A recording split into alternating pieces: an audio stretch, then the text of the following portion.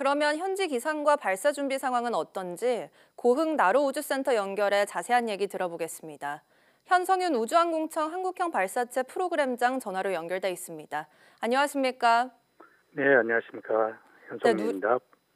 누리호가 기체 조립을 완료하고 최종 점검 단계에 들어섰는데 발사 준비 상황은 어떤가요? 또 최종 점검은 어떤 것들을 위주로 살펴보나요? 네, 현재 누리호 4호기는 정상적으로 준비가 되고 있고요.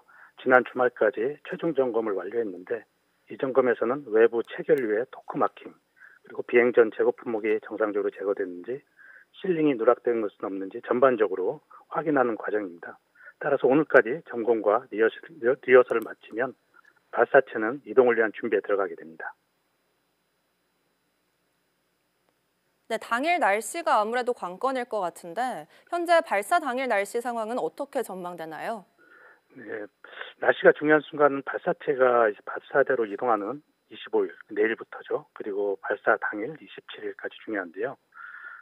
때에 따라 약간의 바람이 예보되었으나 현재 기상 상황은 양호합니다. 그래서 저희는 기상 상황을 예의주시하고 있고요. 발사 당일 바람이 중요할 것으로 보여서 당일날 좀 봐야 될 것 같습니다.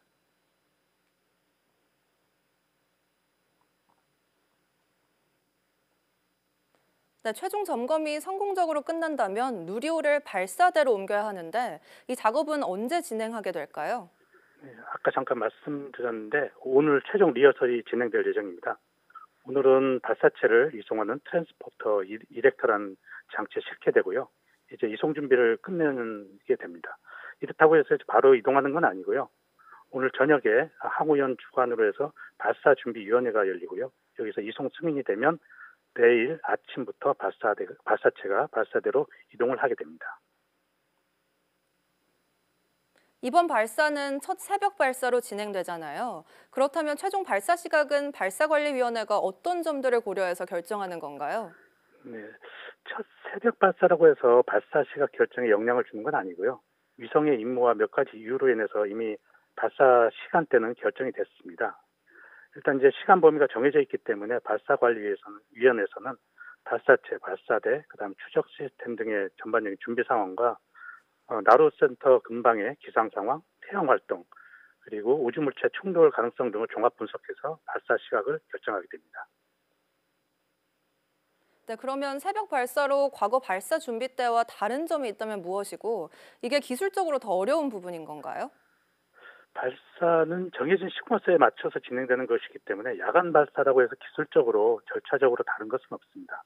다만 아까 말씀드렸듯이 발사 시각이 정해져 있는데 그 발사 윈도우라 그래서 발사하는 시간이 20분밖에 없습니다. 그래서 기술적 문제가 발생했을 경우에 이를 대체할 시간이 부족할 수 있습니다. 그래서 이제 다만 저희가 이제 좀 더 주의하는 게 안전에 대한 관리거든요. 조명도 충분히 준비했습니다만 자금자 또는 운영자들이 시야 확보가 중요하고요. 그리고 자정을 넘긴 시간이다 보니까 준비하시는 분들의 피로도가 증가하지 않을까 이런 부분에 대해서 좀 저희가 관리를 하고 있습니다.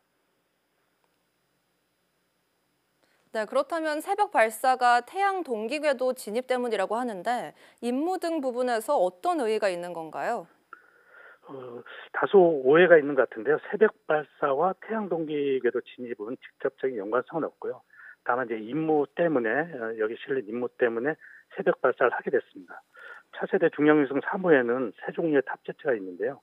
지구 자기권에서 플라즈마를 측정하는 임무, 그리고 오로라, 대기광을 관측하는 임무, 우주 환경에서 3D 프린팅을 하는 이제 임무 등이 포함되어 있습니다. 그리고 여기에 부탑재로 12개의 위성이 실리는데 약간 구분해 보면은 우주 바이오나 의학, 그다음에 위성 기술, 신호, 6G 통신, 그리고 지구 관측과 같은 이제 임무들로 이제 구분할 수 있고요. 아무래도 누리호에 탑재된 위성들은 공공의 목적이나 국민 생활에 기여할 수 있는 그런 성격이다 보니 상업적 목적보다는 과학 임무, 그리고 우주 내에서 기초 연구, 실증 등의 목적을 두고 있습니다. 네, 말씀해주신 것처럼 임무가 정말 다양한 것 같은데 이번 발사는 또 민간 기업 참여가 특징이잖아요. 현재 한화 에어로스페이스와 항우연 등은 어떻게 역할을 분담해서 준비하고 있나요?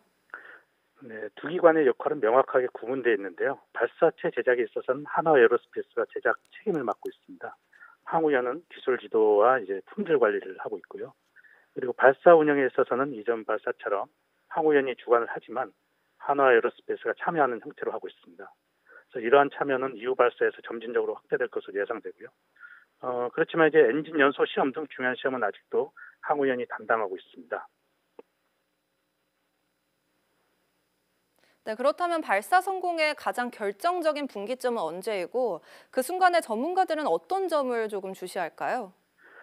네, 성공 관점에서 보면 마지막 순간 발사체 3단이 정상적으로 궤도에 진입되고 위성이 분리되는 그 순간이 될 걸로 보입니다. 그때 위성의 궤도 속도를 저희가 확보해야 되는 그런 이제 중요한 순간에 들어가게 됩니다. 그렇지만 이제 발사 전 과정이 어느 하나 중요하지 않은 것은 없습니다. 약 30만 개의 부품들이 한 몸처럼 작동을 해줘야만 성공을 할 수 있는 것이고요. 그래서 엔진이 설정된 시간에 작동하는가, 그다음 최대 동압을 통과하고 단이 분리되고 페어링이 분리된 그리고 3단이 정상 연소와 위성이 순차적으로 분리되는 매 순간마다 어떻게 보면 살 떨리는 긴장의 순간이 될 걸로 보입니다. 그래서 발사 통제를 하시는 분들이나 전문가들은 그런 매 순간의 발사체 상태라든가 발사체의 궤적, 가속도, 비행 속도, 고도, 위치 등 그리고 추진 제량 등을 할 거고요. 그렇지만 이제 국민 여러분 입장에서는 그냥 편한 마음으로 성공에 대한 염원을 담아주시면 감사하겠습니다. 네, 끝으로 기상 상황이 좋아야 할 텐데 만약 기상 상황이나 결함이 발생하면 어떤 절차를 거쳐 발사 연기를 결정하는 건가요? 네, 발사 연기 등의 사유가 발생되면 정해진 보고 체계가 있습니다. 우선은 실무선에서 필요한 정보가 취합되고요. 그리고 항우연 주관하는 발사준비위원회에서 먼저 이제 논의를 합니다. 그래서 의견이 정리되면 이 정리된 의견이 우주청 주관의 발사관리위원회에 상정돼서 논의를 하게 됩니다. 이때 최종적으로 연기를 할지 어떤 결정이 내려지게 됩니다. 네, 지금까지 현성윤 우주항공청 한국형 발사체 프로그램장과 함께했습니다. 오늘 말씀 감사합니다.